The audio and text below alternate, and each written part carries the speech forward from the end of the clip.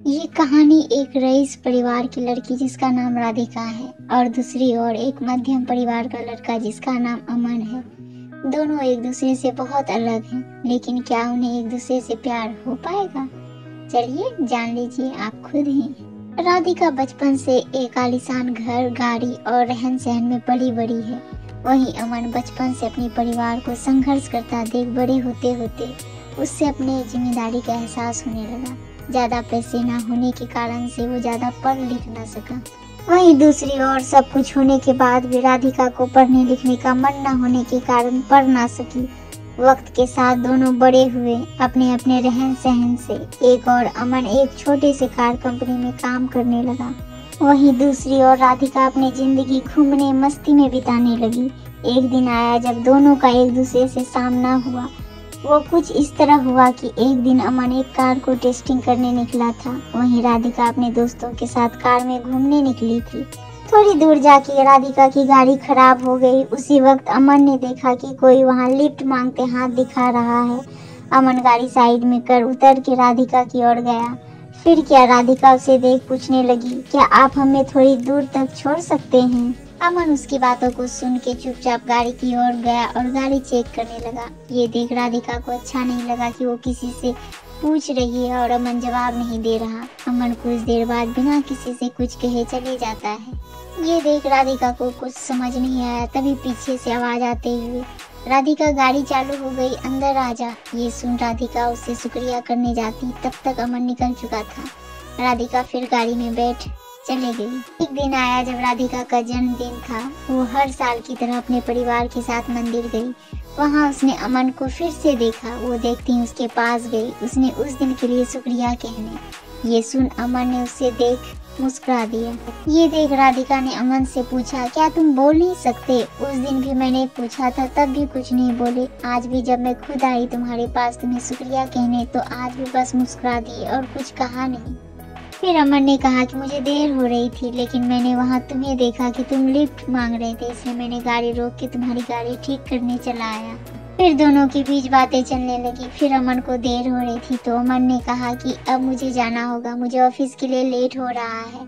जाते जाते अमन ने उसे दोस्ती की हाथ बढ़ाया, कहा कि क्या हम दोस्त बन सकते हैं? ये सुन राधिका ने कहा, मुझसे दोस्ती? मैं हर किसी से दोस्ती नहीं करती। ये सुन अमन ने हंसते हुए कहा, चलो ठीक है, कोई नहीं, वक्त बताएगा कि दोस्ती करते हो या नहीं आप। ये बोल के वो चल दिया और वहाँ राधिका भी अपने घर की ओर निकल पड़ी। कुछ दिनों बाद राधिका और अमन एक मॉल में मिलते हैं। अमन देख राधिका से पूछा, तुम यहाँ कैसे? राधिका देखते हुए, बस यूं ही घूमने के लिए आई हूँ। तुम्हारा आज ऑफिस नहीं है जो यहाँ आए हुए हो? अमन ने कहा, आज बस जल्दी काम खत्म हो गया था तो सोचा थोड़ा घूम लूं। फिर दोनों एक कैफे में गए और बातें करने लगे। राधिका ने अमन से कहा, अपने बारे में बताओगे कुछ?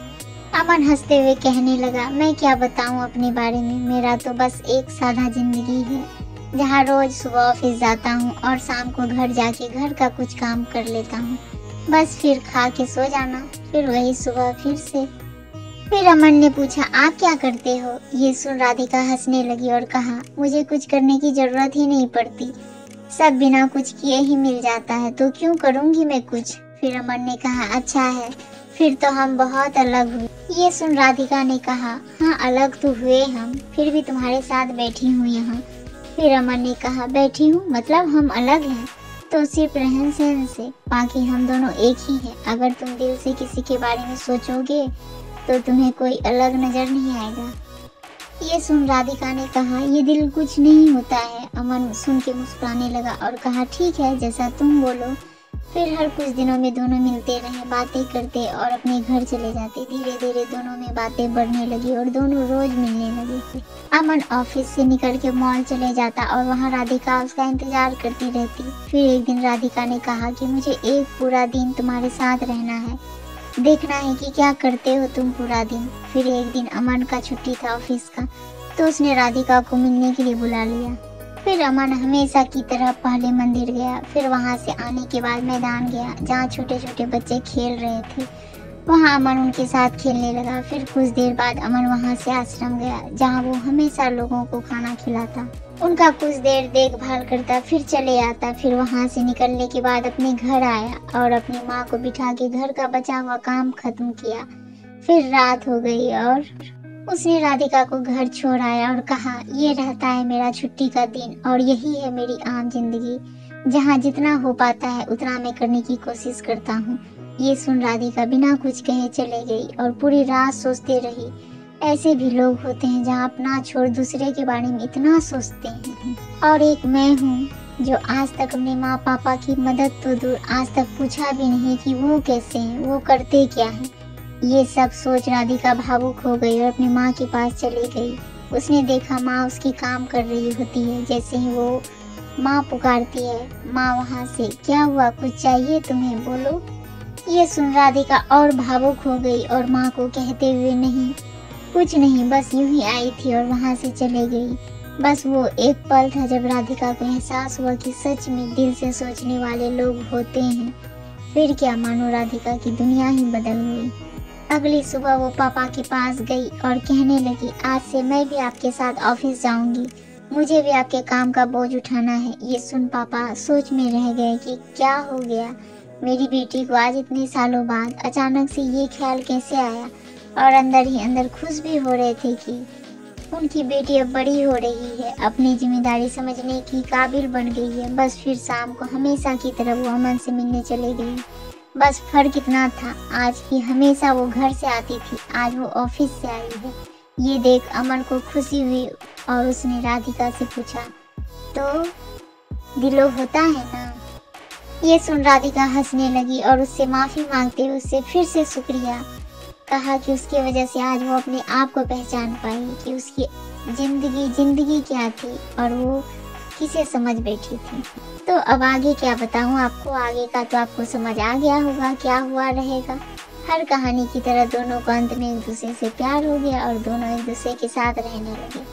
अमन को एक साथी की जरूरत थी जो उसे समझे, प्यार करे, और राधिका को सच्चाई की एक जिम्मेदारी की जरूरत थी जो उससे अमन ने दिखा दिया। जाते जाते मैं आपको एक बात बताना ही भूल गई, दोनों एक दूसरे से मिले, बातें की, घूमने रहे एक दूसरे एक साथ, लेकिन अभी तक दोनों ने एक दूसरे से अपना नाम नहीं पूछा। ना अमन ने कभी पूछा कि आपका नाम क्या है और ना ही राधिका ने अमन से कभी उसका नाम पूछा।